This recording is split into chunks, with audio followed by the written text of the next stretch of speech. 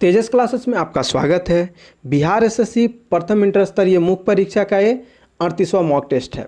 इससे पहले 37 mock test discuss किया जा चुका है। अगर आप उन वीडियोस को नहीं देखे हो तो डिस्क्रिप्शन में लिंक है, वहां से आप जाके देख सकते हो उन वीडियोस को भी।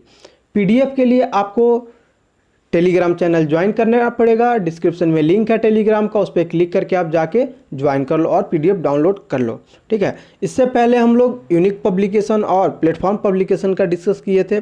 आज से हम लोग स्पार्क पब्लिकेशन का मॉक टेस्ट डिस्कस करेंगे। आगे बढ़ने से पहले 2-3 बातें। पहला तो कॉपी कलम लेके आप बैठ जाओ। दूसरा, इस 75 क्वेश्चन में आप कितना कर पाते हो उसको स्कोर करना है। तीसरा, प्रत्येक प्रश्न के बाद आपको 5 सेकंड का समय मिलेगा, जिसमें वीडियो पॉज करके खुद से अटेम्प्ट करना है। आज का पहला प्रश्न है, किस स्थान को भारत की सिलिकॉन वैली कहा जाता है? इसका आंसर होगा ऑप्शन सी, बेंगलुरु को सिलिकॉन वैली के नाम से भी जाना जाता है। अगला प्रश्न है, निम्नलिखित में से क्या उपभोक्ता अर्ध टिकाऊ वस्तुएं हैं? तो देखिए, सबसे पहले उपभोक्ता अर्ध टिकाऊ वस्तुएं क्या होता है? तो उपभोक्ता अर्ध टिकाऊ वस्तु को सेमी ड्यूरेबल गुड्स भी बोलते हैं। वैसा गुड्स जिसकी आयु 1 वर्ष से अधिक किंतु 3 वर्ष से कम होती है, ठीक है, उसको अर्ध टिकाऊ वस्तु बोलते हैं। तो देखिए, कार और टेलीविजन सेट तो नहीं होगा, ये तो बहुत दिन तक चलता है। दूध और दुग्ध उत्पादक, ये भी नहीं आएगा। खाद्यान्न और अन्य खाद्य उत्पादक, ये आ जाएगा। Option C is the right answer. अगला प्रश्न है, निम्नलिखित में से कौन सा कथन सही है? तो देखिए, अधिकांश कामगार न्यूनतम स्वीकार मजदूरी से काम पर कार्य करेंगे। यानी अब बताइए, कोई भी न्यूनतम मजदूरी से कम पे काम करेगा? नहीं कर सकता है। ऑप्शन बी देखिए क्या कहता है, न्यूनतम स्वीकार मजदूरी किसी फर्म द्वारा किसी कामगार को दी जाने वाली अधिकतम राशि है। ये भी गलत है। नहीं, न्यूनतम मजदूरी किसी भी फर्म के द्वारा दी जाने वाली अधिकतम राशि नहीं होती है। आर्थिक लगान, बाजार मजदूरी और न्यूनतम मजदूरी, स्वीकार मजदूरी के बीच का अंतर होता है। हाँ, ये बिल्कुल सही है। Option C is the right answer. अगला प्रश्न है, अन्य बातें समान होने पर किसी वस्तु की मांग की मात्रा में कमी किस कारण से हो सकती है? तो देखिए, अन्य बातें अगर समान है तो उस वस्तु की कीमत में वृद्धि हो गई होगी, इसलिए उसका जो है मांग में कमी हो गया है। अगला प्रश्न है, निम्न में से क्या आर्थिक समस्या नहीं है? कौन सा आर्थिक समस्या नहीं है? देखिए, सेवतन कार्य और फुर्सत में किसी एक को चुनना, ये तो आर्थिक समस्या है। ठीक है, ये आर्थिक समस्या है। यह तय करना कि 2 वस्तुओं में से किस पर खर्च किया जाए, यह भी आर्थिक समस्या है। व्यक्तिगत बचत के वैकल्पिक तरीकों में से किसी एक तरीकों को चुनना, देखिए ये भी आर्थिक समस्या ही है। ठीक है, आपको चुनना पड़ रहा है। यह तय करना कि फुर्सत के समय को भिन्न तरीकों में से किस तरीके से व्यक्त किया जाए, ठीक है, ये नहीं है, ये आर्थिक समस्या नहीं है। अगला प्रश्न है, किस वर्ष में भाषाई आधार पर राज्यों का पुनर्गठन किया गया? इसका आंसर होगा ऑप्शन डी, भाषाई आधार पर राज्यों का पुनर्गठन 1956 में किया गया था। अगला प्रश्न है, अखिल भारतीय सेवाओं के सृजन की शक्ति किसके पास है? इसका आंसर होगा ऑप्शन बी, ये संसद के पास है। अगला प्रश्न है, निम्नलिखित में से क्या राष्ट्रकूटों का सर्वाधिक चिरस्थायी योगदान है? आपको बताना है कौन सा राष्ट्रकूट का सबसे अधिक चिरस्थायी योगदान है। तो देखिए, ऑप्शन ए है कैलाश मंदिर, ऑप्शन बी है कन्नड़ काव्य के 3 कवि पंपा, पुन्ना और रन्ना तथा कैलाश मंदिर, ऑप्शन डी है जैनवाद का संरक्षण, ऑप्शन डी है विजय। तो देखिए, दिए गए सभी विकल्प राष्ट्रकूट के शासकों के महत्वपूर्ण योगदान है, लेकिन जो ऑप्शन बी है आपका कन्नड़ काव्य के 3 कवि पन्ना, पोम्पा और रन्ना तथा कैलाश मंदिर, ये उनका सर्वाधिक चिरस्थायी योगदान है।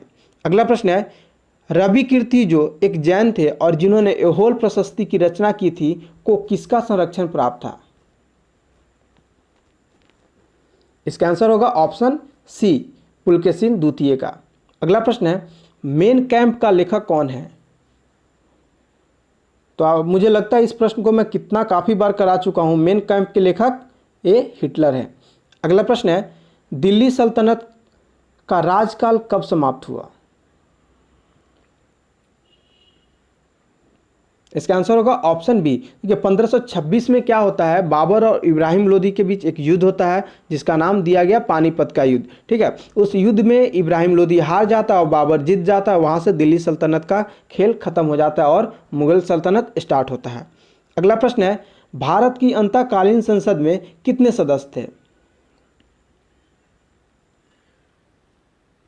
इसका आंसर होगा ऑप्शन बी 313 सदस्य। अगला प्रश्न है, अक्टूबर को महात्मा गांधी का जन्म दिवस अंतर्राष्ट्रीय अहिंसा दिवस के रूप में मनाने का निर्णय कहां पर लिया गया?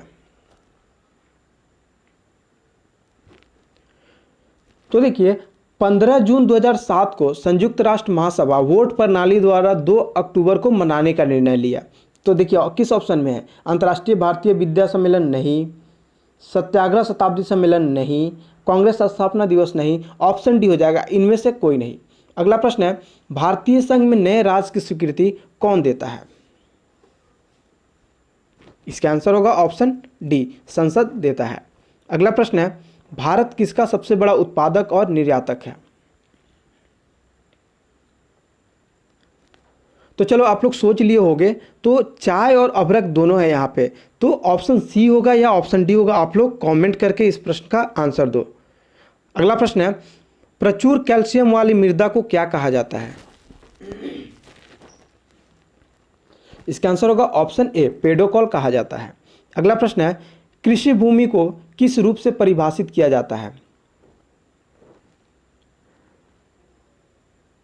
तो कृषि भूमि को कुल प्रति भूमि प्लस न्यूनल बुआई की गई भूमि के रूप में परिभाषित किया जाता है। ऑप्शन डी हो जाएगा। अगला प्रश्न है, हस्तलिपियों के मूल संस्थापक और कौटिल्य के अर्थशास्त्र के संपादक कौन थे?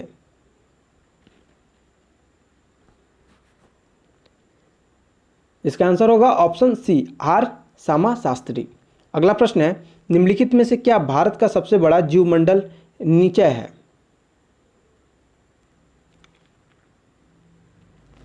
इसका आंसर होगा ऑप्शन डी, मन्नार की खाड़ी। अगला प्रश्न है, इसरो की मास्टर नियंत्रक सुविधा कहां है? इसका आंसर होगा ऑप्शन डी, एक कर्नाटक में स्थित है। अगला प्रश्न है, विश्व की भूमि का कितना क्षेत्र उष्णकटिबंधीय वर्षा प्रचुर वन है? इसका आंसर हो जाएगा ऑप्शन बी, 7%। अगला प्रश्न है, आपके पाठ के अनुसार पृथ्वी पर जीवन बनाए रखने के लिए आनुवांशिक लाइब्रेरी क्या हो सकती है?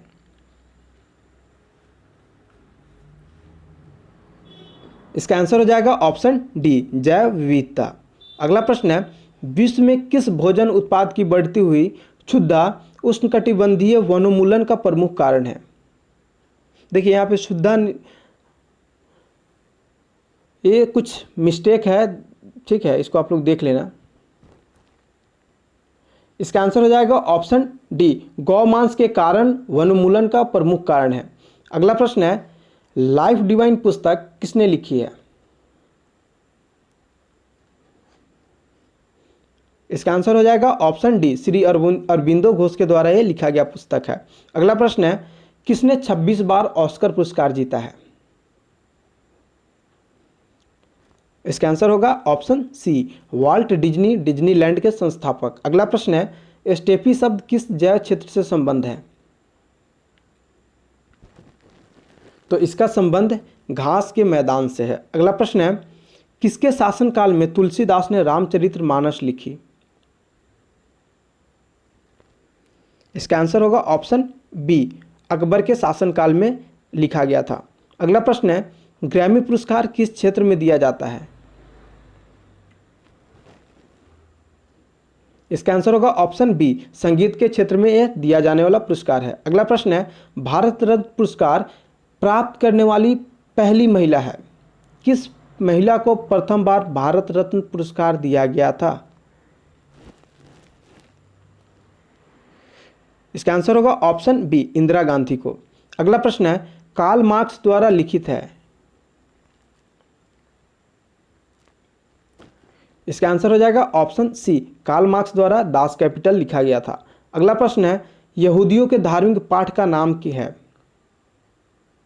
यहूदियों के धार्मिक पाठ का नाम है,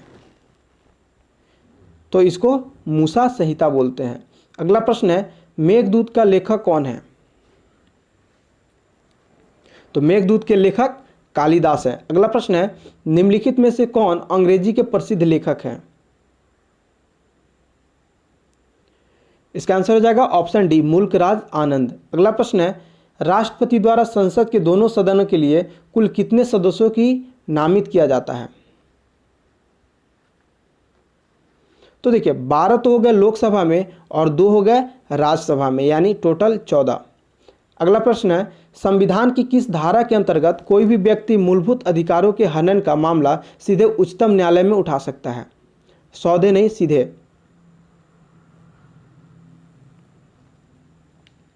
देखिए धारा जो 32 है, अनुच्छेद जो 32 है, उसके अंतर्गत हम लोग सीधा जाएंगे उच्च न्यायालय या उच्चतम न्यायालय। अगला प्रश्न है, गांधी जी की दांडी यात्रा निम्न में से किसका उदाहरण है?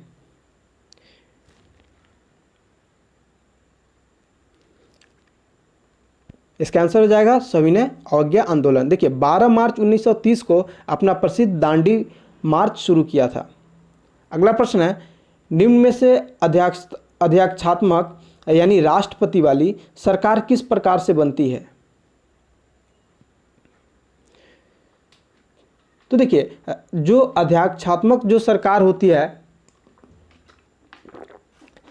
यानी राष्ट्रपति का लोकमत द्वारा चुनाव, ये तो होगा ही होगा। कार्यपालिका तथा विधानमंडल के सदस्यों के बीच कोई दोहराव नहीं, ये भी सही है। कार्यालय की निश्चित अवधि, ये भी सही है। तो क्या हो जाएगा? ऑप्शन डी हो जाएगा, ऑल ऑफ दी एबव, यानी उपयुक्त सभी। अगला प्रश्न है, निम्न में से कौन सा शिलालेख चालुक्य सम्राट पुलकेशिन I से संबंधित है? इसका आंसर होगा ऑप्शन डी, ऐहोल का जो अभिलेख है ये पुलकेशिन I से संबंधित है। अगला प्रश्न है, निम्न में से किसने मनसबदारी व्यवस्था का सूत्रपात किया था?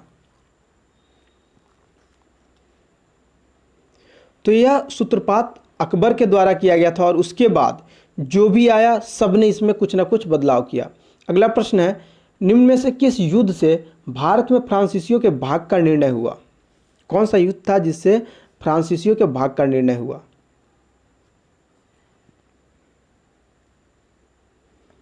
तो वांडीवास की जो लड़ाई थी, इससे फ्रांसीसियों की भाग का निर्णय होता है। बात करते हैं प्लासी की लड़ाई, तो प्लासी की लड़ाई 23 जून 1757 को लॉर्ड क्लाइव और सिराजुद्दौला के बीच होता है। वांडीवास की बात करें तो वांडीवास में जो ब्रिटिश अधिकारी थे वो आयरकुट थे और जो फ्रांसीसी थे वो लाली थे। ये जो वांडीवास का युद्ध था ये 22 जनवरी 1760 को हुआ था। उसके बाद बक्सर के युद्ध का बात करें तो 22 अक्टूबर 1764 को हेक्टर मुनरो एक तरफ थे, दूसरे तरफ आपका मीर कासिम, शुजाउद्दौला और शाह आलम द्वितीय थे। अगला प्रश्न है, क्रीमियन युद्ध का समापन किस प्रकार हुआ? तो क्रीमियन युद्ध का जो समापन हुआ वो पेरिस समझौते के साथ हुआ था। अगला प्रश्न है, भारतीय प्रायद्वीपीय की सबसे लंबी नदी है। भारतीय प्रायद्वीप की जो सबसे लंबी नदी है उसका नाम क्या है? इसका आंसर होगा ऑप्शन ए, गोदावरी नदी। अगला प्रश्न है, मोरेन कहाँ बनते हैं? तो मोरेन हिमानी क्षेत्र में बनते हैं। अगर आप लोग पिछला वीडियो जो है नहीं देखे हो तो उसको देख लो, ठीक है। वन लाइनर सीरीज भी आप लोग देखो, क्योंकि सारे आपके ये जितने कवर हो रहे हैं लगभग वन लाइनर में थे। ये वन लाइनर क्या है, मैंने खुद से नहीं बनाया है, जो भी बिहार में एग्ज़ाम हुए हैं उसको मैं लेके आया हूँ। और साथ में जो हिस्ट्री का चैप्टर वाइज जो मास्टर यानी पोस्टमार्टम सीरीज चल रहा है उसको भी देखो, ठीक है। उससे क्या होगा, आपका जो रैंक बनेगा, अब तक तो आप बहुत प्रैक्टिस कर चुके हो, अब आपको रैंक बनाना है। अगला प्रश्न है, हिमालय पर्वत श्रृंखला किसका उदाहरण है? तो हिमालय पर्वत श्रृंखला ये वलित पर्वत का यानी फोल्डेड माउंटेन का उदाहरण है। अगला प्रश्न है, निम्न में से कौन सी उष्ण महासागरीय धारा है? इसका आंसर हो जाएगा ऑप्शन ए, गल्फ धारा। अगला प्रश्न है, भारत में अल्पसंख्यक अधिकार दिवस कब मनाया जाता है? तो अल्पसंख्यक अधिकार दिवस ये 18 दिसंबर को मनाया जाता है। अगला प्रश्न है, निम्न में से सूची 1 की कौन सी संस्था सूची 2 में अंकित स्थान के अनुसार गलत दर्शाई गई है? आपको बताना है कौन सा गलत है।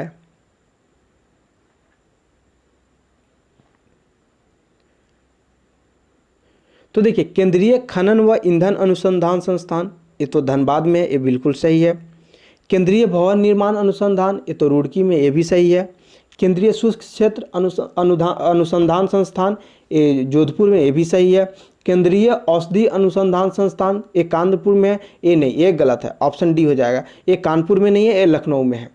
अगला प्रश्न है, निम्न में से किस फिल्म में प्राण ने एक खलनायक के बजाय एक चरित्र अभिनेता की भूमिका निभाई थी? इसका आंसर होगा ऑप्शन सी, जंजीर फिल्म में।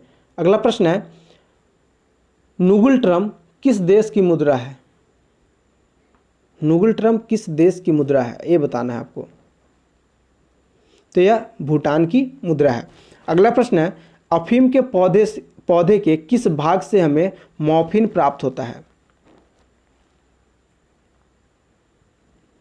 तो फल आवरण से हमें मॉर्फिन प्राप्त होता है। अगला प्रश्न है, निम्नलिखित में से क्या मृदा संरक्षण की जैव पद्धति है?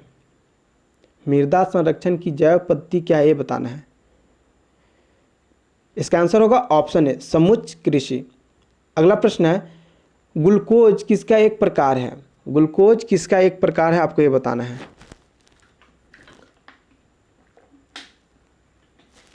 ग्लूकोज किसका प्रकार है? इसका आंसर होगा हेक्सोज शर्करा। हेक्सोज शर्करा का एक प्रकार है। अगला प्रश्न है, जीवाणु कोशिका में सूत्रकणिका की संख्या है? तो जीवाणु कोशिका में सूत्रकणिका की संख्या 0 होती है। अगला प्रश्न है, समुद्र की सीपी किस कारण से सुनहरी दिखाई देती है? समुद्र की सीपी किस कारण से सुनहरी दिखाई देती है? इसका आंसर होगा ऑप्शन सी, ध्रुवन के कारण। अगला प्रश्न है, एक वस्तु इतनी दूरी तय करती है जो सीधे समय के वर्ग के समानुपातिक हो, इसका त्वरण होगा। आपको इसका त्वरण बताना है। तो इसका त्वरण अपरिवर्तित रहेगा। देखिए, कोई वस्तु दूरी तय करती है प्रत्यक्ष अनुपात रूप से समय वर्ग के संबंधित होने पर इसका त्वरण स्थिर रहता है। अगला प्रश्न है, जब दूध को प्रबल ढंग से मथा जाता है तो उसमें से क्रीम किस कारण से अलग हो जाती है? इसका आंसर होगा ऑप्शन ए, अपकेंद्रीय बल के कारण। अगला प्रश्न है, टेलनेट का तात्पर्य है? टेलनेट का तात्पर्य क्या है? इसका आंसर होगा ऑप्शन ए, टेलीफोन नेटवर्क। अगला प्रश्न है, निम्नलिखित में से किस धातु का गलनांक सबसे कम है?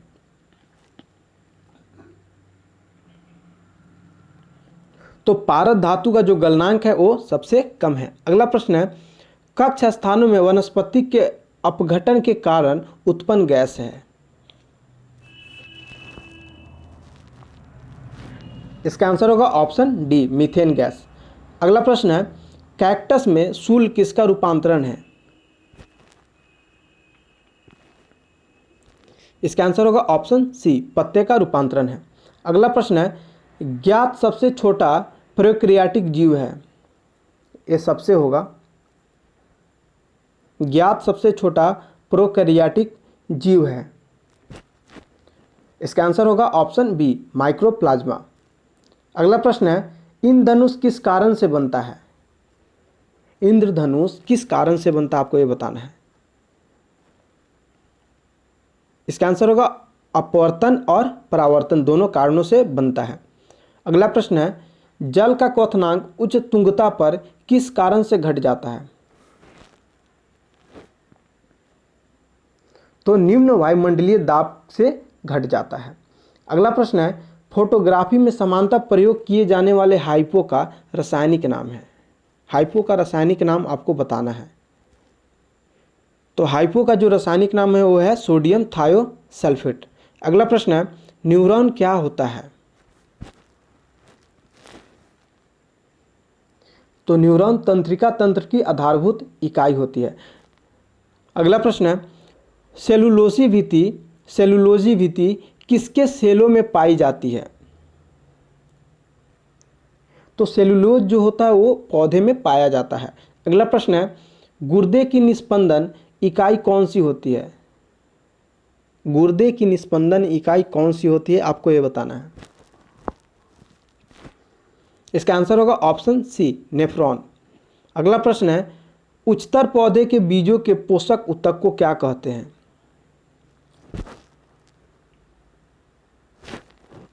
तो एंडोस्पर्म उसको बोलते हैं। अगला प्रश्न है, ईस्ट महत्वपूर्ण स्रोत है। ईस्ट महत्वपूर्ण स्रोत किसका है?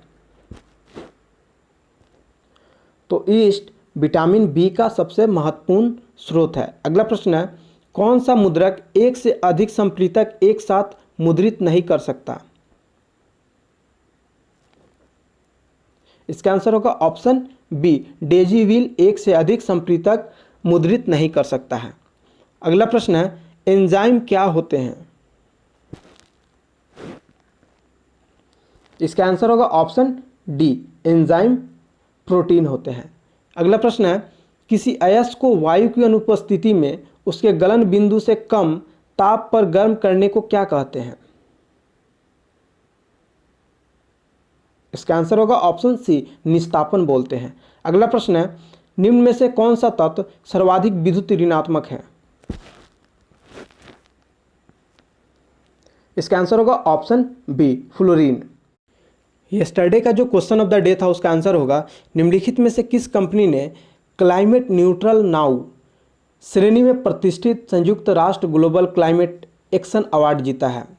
तो इसका आंसर हो जाएगा ऑप्शन बी, इन्फोसिस। ठीक है, जो आज का क्वेश्चन ऑफ द डे है, उस यौगिक को चिन्हित कीजिए जिसमें आयनीय सहसंयोजक तथा उप सहसंयोजक आबंध है। ऑप्शन ए है H2O, ऑप्शन बी है NH4Cl, ऑप्शन सी है SO3, ऑप्शन डी है SO2। इस क्वेश्चन का आंसर आपको कमेंट करके देना है। ठीक है, आज आप कितना स्कोर किए हो इसको भी आपको कमेंट करना है। अच्छा लग रहा है तो और कोई आपका दोस्त लाभान्वित होने वाला है तो उन तक ये वीडियो पहुंचा दीजिए।